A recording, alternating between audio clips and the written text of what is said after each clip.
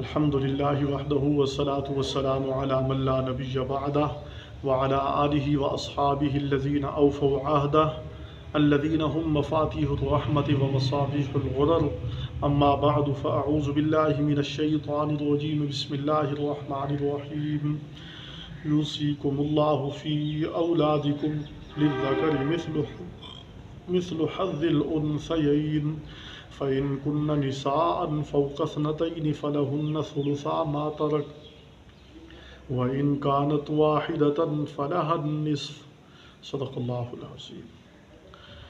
سورۃ النساء کی آیت نمبر 11، اس کی میں نے تقریباً تہائی تلاوت کی ہے، باقی دو حصے اس آیت کے باقی ہیں۔ اس تہائی کا بھی ہم ترجمہ اور تفسیر سیکھیں گے۔ فرمایا یوصیکم اللہ فی اولادکم، اللہ تمہیں تمہاری اولاد کے بارے میں تاکیدی حکم ارشاد فرماتے ہیں، للذکر مثل حظ الانثیین، کہ ایک مرد کا حصہ دو عورتوں کے حصے کے برابر ہے۔ فإن کن نساء فوق اثنتین، پس اگر عورتیں دو سے زیادہ ہوں، فلہن ثلثا ما ترک، تو ان کے لیے 2 ثلث ہوگے اس کے ترکے میں سے، جو اس نے چھوڑا اس کی 2/3 ان عورتوں کو ملے گی۔ وإن كانت واحدة، اور اگر ایک ہی عورت ہے، بیٹی ہے، فلہا النصف، تو اس کو آدھا ملے گا۔ تو یہاں تک ترجمہ ہو گیا۔ اب ہم اس کی تفسیر سیکھتے ہیں۔ یہ وصیت کا باب چل رہا ہے، جہاں اللہ رب العالمین حقوق بیان فرما رہے ہیں، میراث کے حقوق، کہ کس کا حق ہے، کس کو کتنا ملے گا، کیا ملے گا، اس کی تفسیر ہے، اور یہ بڑا اہم مضمون ہے۔ اللہ تعالی ہمیں سمجھنے کی توفیق عطا فرمائے۔ تو زمانہ جاہلیت کے اندر جو میراث تقسیم کرتے تھے، ان کے اپنے اصول تھے۔ میراث جو تقسیم ہوتی، جو آدمی فوت ہو جاتا، اس کی میراث تقسیم کرنے کے لیے انہوں نے اپنے اصول بنائے ہوئے تھے۔ ایک اصول یہ تھا کہ میراث تقسیم کرتے نسب میں، نسب کی وجہ سے وہ میراث تقسیم کرتے، اور نسب میں بھی ان کے اپنے اصول تھے۔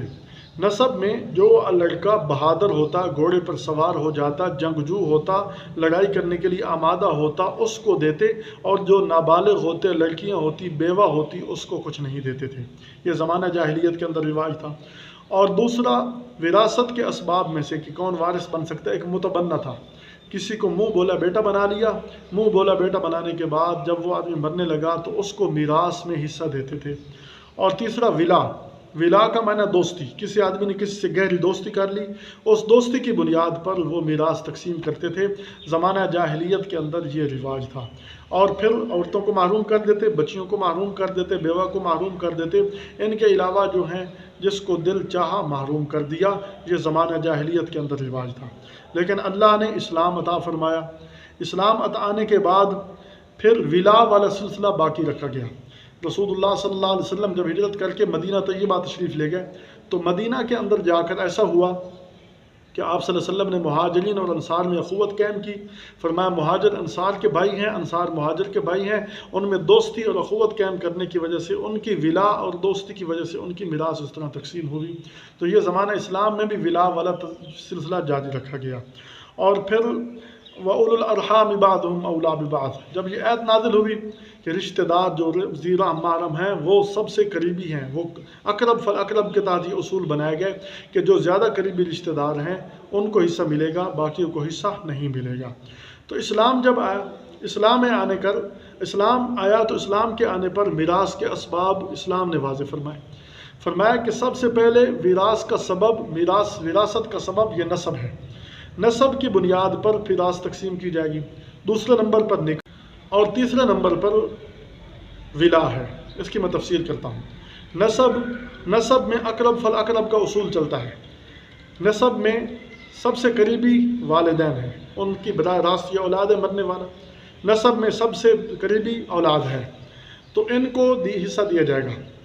اگر پھر اقرب فالاقرب کا اصول چلتا ہے، اگر والد زندہ نہیں ہے تو پھر اس وقت دادا کو حصہ ملے گا، اگر والد موجود ہے دادا کو نہیں ملے گا۔ اسی طرح مرنے والے کی اولاد موجود ہے، پوتے اولاد نہیں ہے، پوتے موجود ہیں۔ اولاد میں جو مرنے والا ہے اس کا بیٹا نہیں، اس کا آگے بیٹا موجود ہے، پوتا موجود ہے۔ تو جو بیٹے موجود ہیں، بیٹیاں موجود ہیں، ان کو ملے گا، پوتے محروم رہ جائیں گے۔ تو یہ نسب میں یہ ترتیب چلتی ہے اقرب کی، جو سب سے قریبی ہیں وہ لے جائیں گے، بعد والے محروم رہ جائیں گے۔ اور دوسری صورت نکاح کی ہے، میاں بیوی ایک دوسرے کی میراث لیتے ہیں۔ میاں مر گیا تو بیوی کو حصہ ملے گا، بیوی مر گیا میاں کو حصہ ملے گا۔ اور تیسری صورت ولا کی ہے۔ ولا کی 2 صورت ہے، ایک ہے ولا عتاق۔ ولائے عتاق یہ ہے کہ پہلے زمانے میں غلام ہوتے تھے، غلام کو آزاد کر لیا، آزاد کرنے کے بعد اس کو اپنے پاس رکھا، اب یہ مولا مر گیا، اس کے اور رشتہ دار نہیں ہیں، اب یہ جو آزاد کردہ غلام ہے یہ لے جائے گا۔ اسی طرح غلام جو ہے نا وہ مر گیا، جو آزاد تھا، اس کی جو مال ہے وہ یہ مولا لے جائے گا، یہ ولائے عتاق ہے۔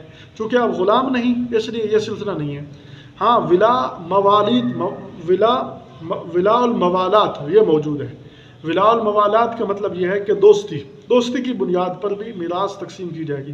مثلا ایک آدمی چائنا سے آ جاتا ہے، یہ ایک آدمی جاپان سے آ جاتا ہے، وہ یہاں آ کر کسی سے آ کر دوستی کر لیتا ہے۔ اب وہ آدمی جو چائنا سے آیا ہے اس کے پاس رقم بھی ہے، جائیداد بھی ہے، کچھ نہ کچھ اس کا حصہ ہے، یہاں اس نے کمایا، بہت کچھ بنایا، لیکن اس کے پیچھے وہ رسا نہیں ہے، شرط یہ ہے کہ مذہب ایک ہو۔ تو اس صورت میں کیا ہوگا کہ جس آدمی کے ساتھ اس نے مر گیا تو جس کے ساتھ اس نے دوستی لگائی اس کی میراث اس کو مل جائے گی، یہ ولا ہے۔ اسی طرح جس کے ساتھ دوستی لگائی، خدا نخواستہ یہ مر گیا اور اس کے اور کوئی رشتہ دار نہیں ہے، تو اس صورت میں بھی اس کو حصہ دیا جائے گا۔ تو بہرحال یہ تفسیر ہے۔ میراث تقسیم کرنے کے اسباب شریعت نے جو واضح کیے ہیں ان میں سے نسب، نکاح اور ولا ہے، یہ امام اعظم ابو حنیفہ رحمہ اللہ کے نزدیک۔ اور اس کے بعد میراث کیسے تقسیم کی جائے گی؟ ایک آدمی دنیا سے چلا گیا، اس کے جانے کے بعد 3 کام ضروری ہیں، وہ کرنے ہیں۔ اس کے بعد چوتھا نمبر میراث کا ہے۔ سب سے پہلے مرنے والے کے کفن دفن کا جو ضروری انتظام ہو وہ اس کے ترکے سے کیا جائے گا۔ جو ضرورت کی چیزیں ہیں وہ لی جائیں گی، جو ضرورت سے زائد ہیں ان کو نہیں لیا جائے گا۔ کفن ہو گیا، دفن ہو گیا، کفن دفن سے فارغ ہو گیا، اب مال بچا ہے۔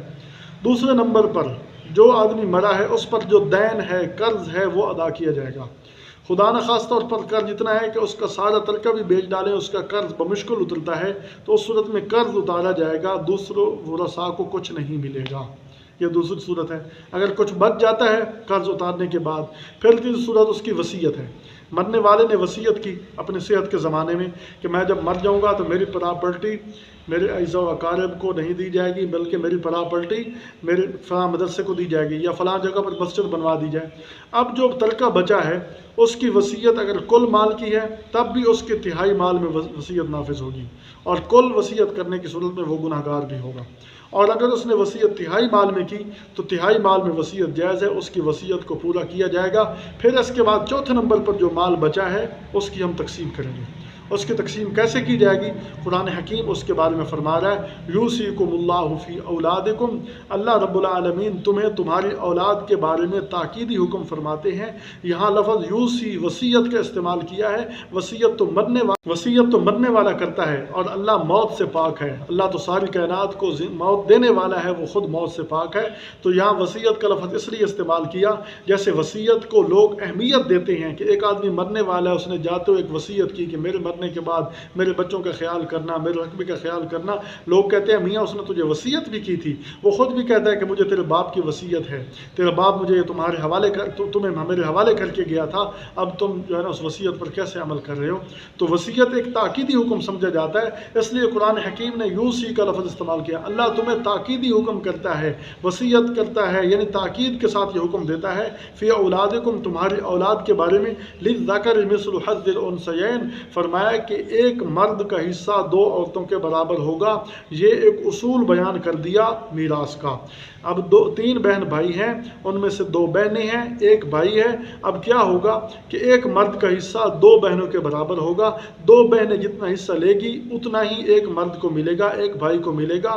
تو اگر مرنے والے نے مرنے کے بعد صرف اپنے 3 بچے چھوڑے، 1 بیٹا 2 بیٹیاں، تو اب مال کو 4 حصوں میں تقسیم کر کے 2/4 بیٹا لے جائے گا اور 1/4 یہ اس کی بیٹیاں لے جائیں گی۔ اس طرح یہ مال تقسیم کیا جائے گا، اور چونکہ یہی ہیں ورثاء میں سے اس لیے سارا مال یہ لے جائیں گے۔